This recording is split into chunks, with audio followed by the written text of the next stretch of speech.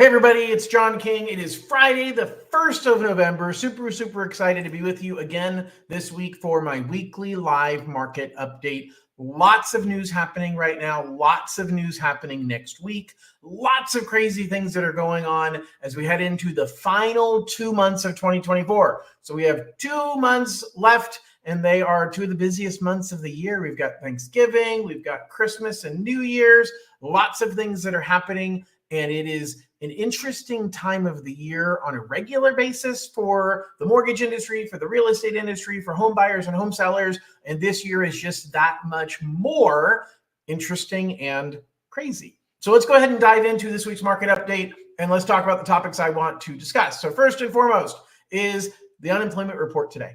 The unemployment report comes out on the first Friday of every single month, and it tells us how many jobs were created the prior month. So the report today says how many jobs were created in October. And the number was super low. 12,000 jobs were created in October. That's significantly lower than the expectation of around 130,000 jobs. Prior month, we had like 250,000 jobs that were created, which was way higher than the expectation. And so let me give you a quick history lesson on recent events that we've seen. In August and September, so the first week of August, the first week of September, the jobs report showed fewer jobs created than anybody expected. And that drove interest rates down because the Fed said very clearly, hey, we're no longer worried about inflation, we're worried about jobs. And our two jobs for the Fed, the two responsibilities of the Fed, keep inflation low, keep employment high or unemployment low. And the unemployment rate was ticking up. In August and September, unemployment was going up. Jobs were not created as quickly as they were expecting. And it said, wow, the Fed very clearly has only been focused on inflation. Now inflation is in good shape, and they have to shift over to this other building that's on fire, which is the employment building. But on October 1st, or the first Friday of October, and the report came out with huge numbers of jobs created, a decrease in the unemployment rate, and the market said, oh my God, the Fed is going to clearly slow down the pace of rate of lowering interest rates. They're still going to lower rates, but they're going to slow down how quickly they lower them, because the Fed made it clear the last time that they met 5.5 weeks ago. They meet every 6 weeks, by the way.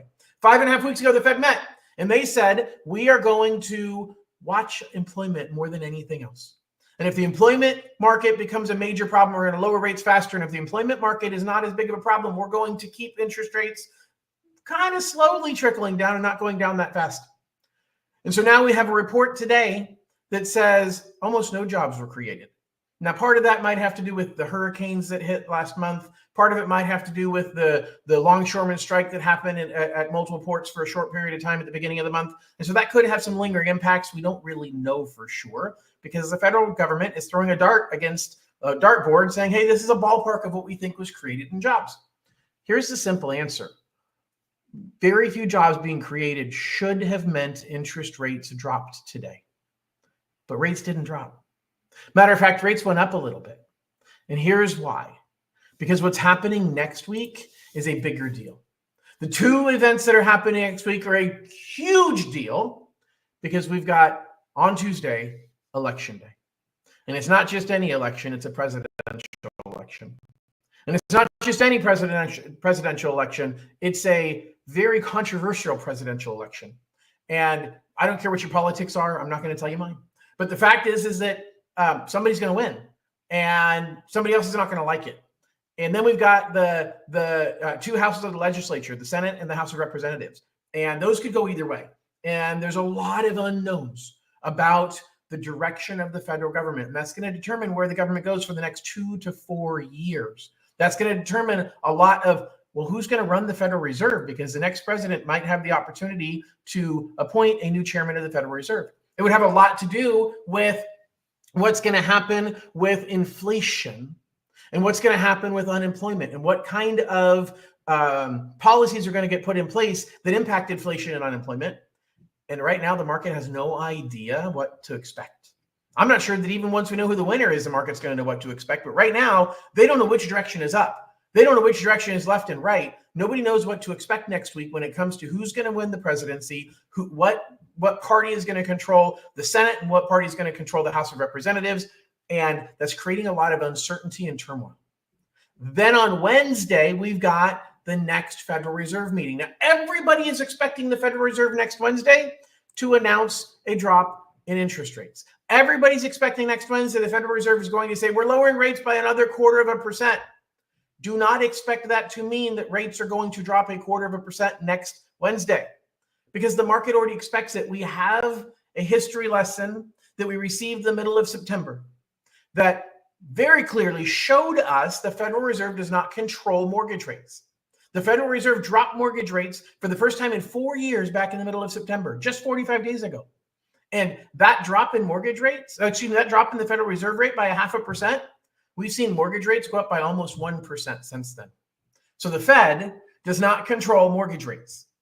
The Fed's conversation, the Fed's outlook about the future, the Fed's expectations of what's going to come down the road, that drives the stock market, the bond market, and those two things help drive mortgage rates. And so it's all intertwined. But the fact is, don't expect rates to be 0.25% cheaper next Wednesday. Don't wait to lock your rate saying, oh my God, I'm going to wait till Thursday because rates will be 0.25% cheaper. The market already knows the Fed's going to drop by 0.25. Now, if they don't drop at all, that's going to be scary. If they drop by 0.5, that's also going to be scary. Like, too much of a good thing. Is there something the Fed knows that we don't know? That they're dropping by 0.5% instead of 0.25? There's a lot of double thinking. There's a lot of well, they're saying this, but what are they really thinking? Those are the questions that are going to be coming next week. And then, well, how does that play into who won the election last night? Or maybe the election's too close to call by Wednesday. And so now Wednesday, the interest rates are going to be all over the board.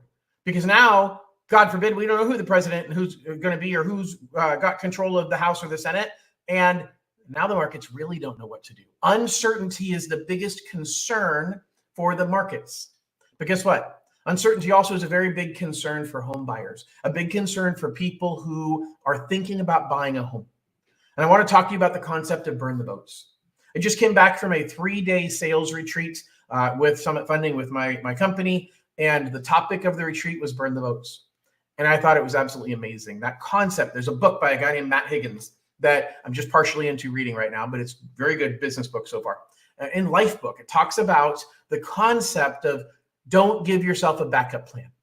Because if you give yourself a backup plan, then you have the ability to not fight so hard to accomplish your primary plan. Sun Tzu, who wrote The Art of War, talks about the fact that when you when you go into battle, don't ever surround the enemy by all 4 sides, because when you surround them by all 4 sides, those enemy fighters have nowhere to retreat to, which means they're going to fight really hard because they know that if they don't fight really, really hard, they're going to die because they have no way out. So he says only surround them from 3 sides, because then they always have a place to retreat. And if in their minds, there's a backup plan that says, well, if we start losing this battle, we can retreat, they won't fight as hard. We have to think about that ourselves. We have to think about what backup plan are we giving ourselves. You're thinking about buying a home and you're like, well, yeah, I want to buy a home, but if I don't, I can just rent. It's fine being a renter. Think about how much money you've lost by not buying a home in the last 10 years. Think about how much equity you've lost by not buying a home in the last 10 years. Think about how much tax write-off you've lost by not buying a home in the last 10 years. Think about how much higher your rent payment is right now than what your mortgage payment would be because you didn't buy in the last 10 years. Because you had a backup plan, and you're going to have that same backup plan today. And you're going to be thinking, you know what? I can just move in with mom and dad, and I'll stay with them for a year. That's great. But what is it costing you? What's the opportunity cost to have a backup plan? And how hard are you going to fight to accomplish your primary plan? It's true in life. It's true in business. It's true in decision-making on accomplishing your goals. Set a goal and burn the backup plan, because then you have no alternative but to make it work. The safety net that we create behind our plan, the opportunity to not fall so far, actually causes us to fall more often. Because in the back of our mind, we know there's a safety net. I see it with realtors often, especially in light of the uncertainty and the challenges we're dealing with right now in the real estate market and all the changes that have happened in the last 12 months. Literally a year ago today, is when the verdict came out a year ago, yesterday. The verdict came out in the Sitzer-Burnett case that said, you real estate agents are in the wrong by forcing sellers to pay for buyer's agent's commission. And the world is totally different now a year later. And many real estate agents I've talked to have said, you know what, though? I got a backup plan. If this doesn't work, I can go do that. Or I'm driving for Uber, and so I'm making enough money there. If you have a backup plan, you're not giving everything you possibly can to your primary plan. You are short-changing yourself, and it's making it more likely you're going to fail. Because mentally you know that, well, if this doesn't work out, I can always go do that. So burn the boats. Think about nothing other than the goal that you have. If you want to be a homeowner, then focus on that goal and that goal only. Don't say, well, maybe I won't buy a home. I've had so many clients recently who have said, you know, interest rates are so high and it just doesn't feel right. And so I went ahead and bought a new car. And then 3 months later, they find the perfect home. They figure that, you know what, let me give it a shot and just see if I can qualify. And it's that new car they bought that cost them their ability to buy a home. Why? Because they didn't have conviction in their goal. They didn't have pure focus in the goal that they had that says, I am going to become a homeowner. And every decision I make between now and the moment I become a homeowner is focused on that goal of becoming a homeowner. And instead they said, I'm okay renting. I deserve something nice. I'm going to go get this really nice car. And it costs them. It costs them the ability to accomplish their dreams. Now we have to reset. We can make it happen, but it's going to take longer and they're not going to get it the way that they wanted it. Why? Because they took their eye off the ball. They had a backup plan and they allowed that backup plan to get in the way. And that is the most important thing that I can tell you as I look at the next 60 days is there's going to be a lot of uncertainty. There's going to be a lot of people telling you it's a bad time. They're going to tell you, stay where you're at. Don't make the move. Don't take the risk. I will tell you, sometimes it's not worth taking the risk, but I'll tell you 100% of good things in life are on the other side of risk taking. Most good things do not come without risk. And so if somebody tells you don't take the risk because of uncertainty, that might be the time to take the risk because everybody else is sitting on the sidelines until they have certainty. People who are looking to buy and sell over the next 60 days are committed to buying and selling. And I'm seeing some really good deals. I literally am closing escrow today on a buyer who got a home for $200,000 less than what the property was listed for just a few months ago. Now that property was overpriced and the property price had come down some. And I'm not sure what the right price is. And I don't know what anybody can really define as the right price other than the fact that there was no buyers wanting to buy at any of the prices along the way. And the realtors came together and skillfully negotiated on both sides. And it was a tough transaction. But we got it done in 3 weeks, start to finish, and we have a happy family that's about to move into a beautiful new home this weekend. Because opportunities are available if you're looking for them, but you have to burn the boats on your backup plan. You have to focus on, this is my goal, this is the direction that I'm going, and I'm going to make it happen one way or another. I started working with this buyer back in July, and they were searching, and they were looking for the right deal. They wrote offers, and they lost out, wrote other offers, lost out.